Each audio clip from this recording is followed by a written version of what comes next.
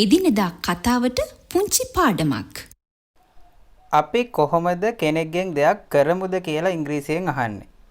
අද පාඩම ඒ ගැන. Motivation to English by Thushara Pandithawansha. Thushara Pandithawansha.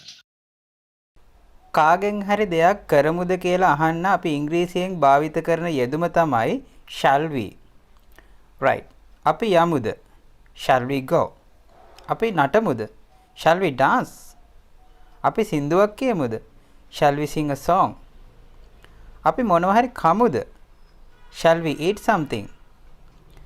අපිට ඕනි නම් සිංහල වාක්‍යයේ අපි කියන එක අයින් කරලත් මේ අදහස ප්‍රකාශ කරන්න පුළුවන් සිංහලෙන්.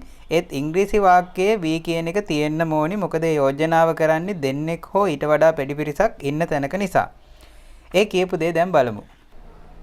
මොනවා හරි උයමුද? shall we cook something. මොනවා හරි අලුත් දෙයක් ඉගෙන ගමුද? shall we learn something new. Janaka මහත්මයාට කෝල් කරමුද? shall we call Mr. Janaka. shall we watch another video. තව වීඩියෝ එකක් බලමුද? shall we put a comment below. පහලින් කමෙන්ට් එකක් දාමුද? හරි. එහෙමනම් මේ වගේ තවත් පාඩමකින් අපි හමු වෙමු. තවත් මෙවැනි පාඩම් සඳහා Motivation to English සමග එකතු වන්න.